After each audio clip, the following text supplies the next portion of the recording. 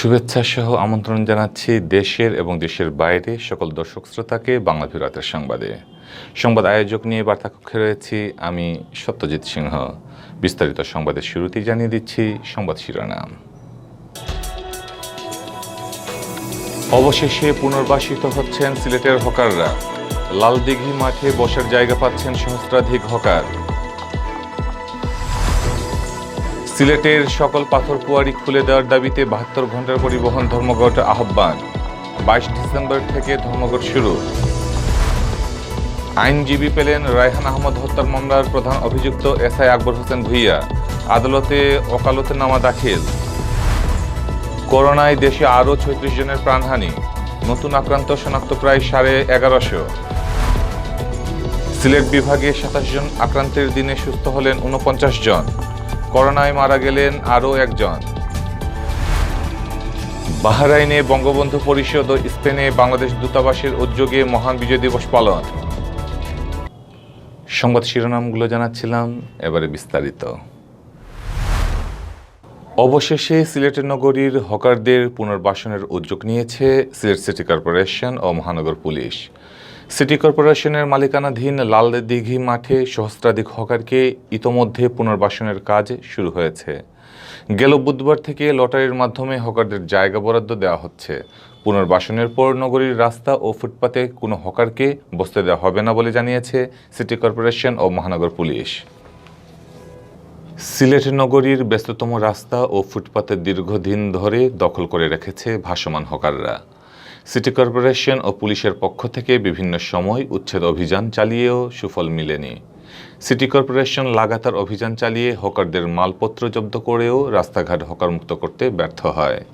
অভিযানের পর কয়েক ঘন্টা হকারমুক্ত থাকলেও পরবর্তীতে ফের দখল হয়ে যায় রাস্তা ও ফুটপাত। ফলে নগরীতে যানজট লেগেই থাকত। পথচারীরাও চলাচল করতে গিয়ে নানা দুর্ভোগের শিকার হতেন। সিটি কর্পোরেশন ও পুলিশের উচ্ছেদ অভিযানের বিরুদ্ধে হকাররাও বিভিন্ন সময় রাস্তায় আন্দোলনে নেমেছে। বিক্ষোভ মিছিল ও মানববন্ধন করে তারা পুনর্বাসনের দাবি জানিয়েছে। পুনর্বাসনের আগে উচ্ছেদ অভিযান না চালানোর দাবি জানায় তারা। তাদের দাবির মধ্যে ছিল লালদিঘি উন্মুক্ত মাঠে হকারদের পুনর্বাসন করার পর উচ্ছেদ অভিযান পরিচালনা করা। কিন্তু লালদিঘি মাঠে হকার পুনর্বাসনের দাবিটি মেনে নেয়নি সিটি কর্পোরেশন। ফলে দীর্ঘদিন ধরে উচ্ছেদ অভিযান নিয়ে সিটি কর্পোরেশন হকার মুখোমুখি অবস্থানে ছিল। শেষ পর্যন্ত হকারদের দাবি মেনে নিয়ে সিটি কর্পোরেশন লালদিঘি মাঠে পুনর্বাসনের উদ্যোগ নেয়। গত বুধবার থেকে লটারির মাধ্যমে হকারদের লালদিঘি মাঠে হকারদের বসার জায়গা বরাদ্দ দেওয়ার কাজ শুরু করেছে সিটি কর্পোরেশন ও মহানগর পুলিশ। ১,০০০-এর বেশি হকারকে ওই মাঠে বসার জায়গা করে দেওয়া হবে বলে জানিয়েছেন সংশ্লিষ্টরা। পুনর্বাসনের উদ্যোগ নেয়ায় খুশি হকাররাও। সিলেট মহানগর হকার্স লীগের সভাপতি রকিব মিয়া বলেন, এতদিন পুনর্বাসনের ব্যবস্থা না করে উচ্ছেদের নামে হকারদের সাথে অমানবিক আচরণ করা হয়েছে। এখন লালদিঘি মাঠে পুনর্বাসনের উদ্যোগ নেয়ায় হকাররা খুশি। এরপর হকাররা আর রাস্তায় বসবেন না। সিলেট মহানগর পুলিশের উপকমিশনার ট্রাফিক ফয়সাল মাহমুদ জানান, পুনর্বাসনের জন্য আগে হকারদের তালিকা তৈরি করা হয়েছে। এরপর পুনর্বাসনের কাজ শুরু হয়েছে। আশা করি পুনর্বাসনের পর নগরীর রাস্তা ও ফুটপাত হকারমুক্ত থাকবে। সিলেট সিটি কর্পোরেশনের মেয়র আরিফুল হক চৌধুরী জানান, লালদিঘি মাঠে হকারদের পুনর্বাসন করা হচ্ছে। এরপর আর কোনো হকারদের রাস্তা বা ফুটপাতে বসতে দেওয়া হবে না। কেউ রাস্তা ফুটপাতে বসলে কঠোর ব্যবস্থা নেওয়া হবে।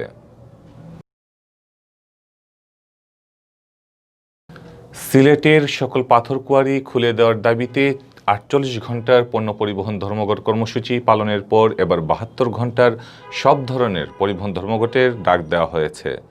বৃহস্পতিবার বৃহত্তর সিলেটে পাথর সংশ্লিষ্ট ব্যবসায়ী শ্রমিক ঐক্য পরিষদ এ ধর্মঘটের ডাক দিয়েছে। আগামী ২২ ডিসেম্বর থেকে পরিবহন ধর্মঘট শুরু হওয়ার কথা রয়েছে।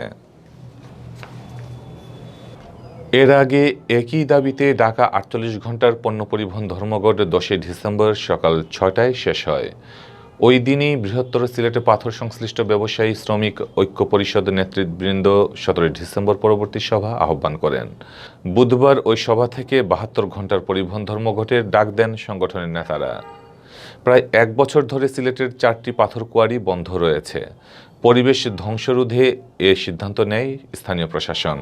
তবে পাথর ব্যবসায়ী ও সংশ্লিষ্টরা বলছেন, কোয়ারি খুলে দিতে উচ্চ আদালতের নির্দেশনা আছে, কিন্তু তা মানছেন না প্রশাসন। কোয়ারি বন্ধ থাকায় প্রায় 10 লক্ষ পাথর ও পরিবহন শ্রমিক কঠিন সংকটের মধ্যে রয়েছেন। এরই প্রেক্ষিতে সকাল 6টা থেকে 48 ঘন্টার পণ্য পরিবহন ধর্মঘটের ডাক দেয় বৃহত্তর সিলেট পাথর সংশ্লিষ্ট ব্যবসায়ী শ্রমিক ঐক্য পরিষদ। তবে এতে বিষয়টির কোনো সুরাহা না হওয়ায় 72 ঘন্টায় পরিবহন ধর্মঘটের ডাক দিলেন বৃহত্তর সিলেট পাথর সংশ্লিষ্ট ব্যবসায়ী শ্রমিক ঐক্য পরিষদ নেতৃবৃন্দ। সিলেটের আলোচিত ও চাঞ্চল্যকর রায়হান আহমদ হত্যা মামলার প্রধান অভিযুক্ত বহিষ্কৃত এসআই আকবর হোসেন ভূঁইয়ার পক্ষে আদালতে না দাঁড়ানোর ঘোষণা দিয়েছিলেন আইনজীবীরা, কিন্তু শেষ পর্যন্ত নিজের পক্ষে দাঁড়ানোর জন্য একজন আইনজীবী পেয়েছেন আকবর। মোহাম্মদ মিসবাউর রহমান আলম নামের একজন আইনজীবী আকবরের পক্ষে আদালতে ওকালতনামা জমা দিয়েছেন। অ্যাডভোকেট মিসবাউর রহমান জানান, অভিযোগ প্রমাণিত হলে আকবরের শাস্তি হবে, কিন্তু আইনি সহায়তা পাওয়ার অধিকার তার রয়েছে, তাই আকবরের পক্ষে তিনি ওকালতনামা জমা দিয়েছেন। করোনা ভাইরাসে আক্রান্ত হয়ে গেল 24 ঘন্টায় সারা দেশে আরও 36 জনের মৃত্যু হয়েছে। এদের মধ্যে 27 জন পুরুষ ও নারী 9 জন। এবার মৃত্যু হয়েছে হাসপাতালে চিকিৎসাধীন অবস্থায়। এ নিয়ে ভাইরাসটিতে মৃতের সংখ্যা বেড়ে দাঁড়ালো 7,192 জনে। বৃহস্পতিবার বিকেলে স্বাস্থ্য অধিদপ্তরের অতিরিক্ত মহাপরিচালক অধ্যাপক ডক্টর নাসিমা সুলতানা স্বাক্ষরিত এক বিজ্ঞপ্তিতে এ তথ্য জানানো হয়। গেল 24 ঘন্টায় করোনা ভাইরাসে আক্রান্ত নতুন রোগী শনাক্ত হয়েছেন আরও 1,134 জন। আর দেশে মোট শনাক্ত রোগীর সংখ্যা দাঁড়ালো 4,96,975 জনে। গেল 24 ঘন্টায় দেশের 140টি ল্যাবরেটরিতে 12,776টি নমুনা সংগ্রহ করা হয়।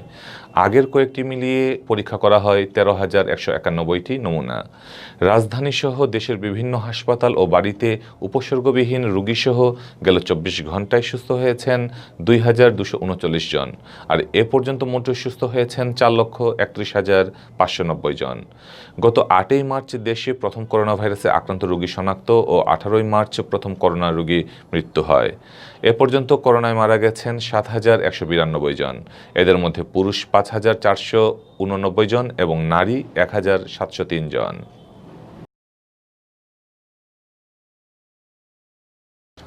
গেল 24 ঘন্টায় সিলেট বিভাগে নতুন করে আরও 27 জনের শরীরে করোনা ভাইরাসের উপস্থিতি শনাক্ত করা হয়েছে। এ নিয়ে বিভাগে মোট প্রমাণিত রোগীর সংখ্যা দাঁড়ালো 15,169 জনে। একই সময়ে সিলেট বিভাগে সুস্থ হয়েছেন আরও 49 জন, আর করোনা আক্রান্ত হয়ে মারা গেছেন 1 জন। বৃহস্পতিবার সকালে স্বাস্থ্য অধিদপ্তরের সিলেট বিভাগীয় পরিচালক ডক্টর সুলতানা রাজিয়া স্বাক্ষরিত প্রতিবেদন থেকে এ তথ্য জানানো হয়। স্বাস্থ্য অধিদপ্তরের তথ্য অনুযায়ী সিলেট বিভাগে গেল 24 ঘন্টায় নতুন শনাক্ত হওয়া 27 জনের মধ্যে 18 জন রোগী সিলেট জেলার বাসিন্দা। আর এদিন বিভাগের মৌলভীবাজারের 2 জন ও সুনামগঞ্জ জেলার নতুন করে আরও 7 জন করোনা আক্রান্ত রোগী শনাক্ত হয়েছেন। এছাড়া একই সময়ে বাড়িতে ও হাসপাতালে আইসোলেশনে থেকে সুস্থ হওয়া 49 জন রোগীর সকলেই সিলেট জেলার বাসিন্দা। এছাড়া গেল 24 ঘন্টায় করোনায় মারা যাওয়া ব্যক্তি সিলেট জেলার বাসিন্দা। বৃহস্পতিবার সকাল 8টা পর্যন্ত সিলেট বিভাগে করোনায় প্রমাণিত রোগীর সংখ্যা 15,169 জন। এর মধ্যে সিলেট জেলায় অর্ধেকেরও বেশি 8,875 জন। এছাড়া সুনামগঞ্জে 2,502 জন, হবিগঞ্জে 1,936 জন ও মৌলভীবাজারে 1,856 জনের করোনা শনাক্ত হয়েছে। সিলেটের 4 জেলায় 31 জন করোনা আক্রান্ত রোগী হাসপাতালে চিকিৎসা নিচ্ছেন। এখন পর্যন্ত সুস্থ হয়েছেন বিভাগের 13,993 জন করোনা আক্রান্ত রোগী এবং মৃত্যুবরণ করেছেন 256 জন। মহান বিজয় দিবস উপলক্ষে বাহরাইন কেন্দ্রীয় বঙ্গবন্ধু পরিষদের উদ্যোগে আলোচনা সভা ও দোয়া মাহফিল অনুষ্ঠিত হয়েছে। 16 ডিসেম্বর রাত 9টায় আলী ক্লাবের হলরুমে অনুষ্ঠিত সভায় প্রধান অতিথি ছিলেন বাংলাদেশ আওয়ামী লীগ বাহরাইন শাখার সভাপতি মঞ্জুর আহমদ। প্রধান বক্তা ছিলেন জালালাবাদ অ্যাসোসিয়েশন বাহরাইন শাখার সভাপতি মোহাম্মদ কয়েস আহমদ। সংগঠনের সভাপতি বাবু দুলাল দাসের সভাপতিত্বে ও সাংগঠনিক সম্পাদক শাহাদাত হোসেনের পরিচালনায় বিশেষ অতিথি ছিলেন রজব আলী, সৌরভ বাহার, নূরে আলম, আব্দুল মতিন, হুসেন বদ্দা, বিধান মজুমদার, ইয়াসিন ইয়াকুব, মোহাম্মদ স্বপন, আহসান উল্লাহ, মোহাম্মদ কালাম। সভায় বক্তারা বলেন, বঙ্গবন্ধুর সুযোগ্য কন্যা প্রধানমন্ত্রী শেখ হাসিনার গতিশীল নেতৃত্বে তার ঘোষিত রূপকল্প 2021 ও রূপকল্প 2041-এর আওতায় বঙ্গবন্ধুর সোনার বাংলার স্বপ্ন বাস্তবায়নের পথে দেশ। এই লক্ষ্যে উন্নয়নের মহাসড়ক এগিয়ে চলছে বাংলাদেশ। বক্তারা বলেন, জাতির পিতা বঙ্গবন্ধু শেখ মুজিবুর রহমানের আহ্বানে সেদিন সারা দেশের মানুষ মুক্তিযুদ্ধে ঝাঁপিয়ে পড়েছিল। জাতির জনকের নেতৃত্বে ৩০ লক্ষ শহীদের আত্মত্যাগ ও ২ লক্ষ মা বোনের ইজ্জতের বিনিময়ে সশস্ত্র সংগ্রামের মাধ্যমে অর্জিত হয়েছিল আমাদের মহান স্বাধীনতা। স্পেনস্থ বাংলাদেশ দূতাবাসে যথাযোগ্য মর্যাদা ও উৎসবমুখর পরিবেশে মহান বিজয় দিবস পালন করা হয়েছে। জাতীয় পতাকা উত্তোলনের মাধ্যমে দিবসের কার্যক্রম শুরু হয়। দূতালয়ের সভাকক্ষে দুপুর ১২টায় পবিত্র কুরআন থেকে তেলাওয়াতের মাধ্যমে মূল আয়োজন আলোচনা সভা অনুষ্ঠিত হয়। কোভিড-19 প্রেক্ষাপটে সামাজিক দূরত্ব মেনে আয়োজিত অনুষ্ঠানে জাতির পিতা বঙ্গবন্ধু শেখ মুজিবুর রহমানের স্মৃতির প্রতি শ্রদ্ধা, মুক্তিযুদ্ধ ও ১৫ই আগস্টের সকল শহীদ ও জাতীয় ৪ নেতার স্মরণে ১ মিনিট নীরবতা পালন করা হয়। অনুষ্ঠানে মহামান্য রাষ্ট্রপতির বাণী পাঠ করেন মিশন উপপ্রধান হারুন আল রশিদ। প্রধানমন্ত্রীর বাণী পাঠ করেন কমার্শিয়াল কাউন্সিলের রেদওয়ান আহমেদ। পররাষ্ট্রমন্ত্রী ও পররাষ্ট্র প্রতিমন্ত্রীর বাণী পাঠ করেন প্রথম সচিব Tahsina Afrin Sharmin. And we celebrate 16 December as the Victory Day.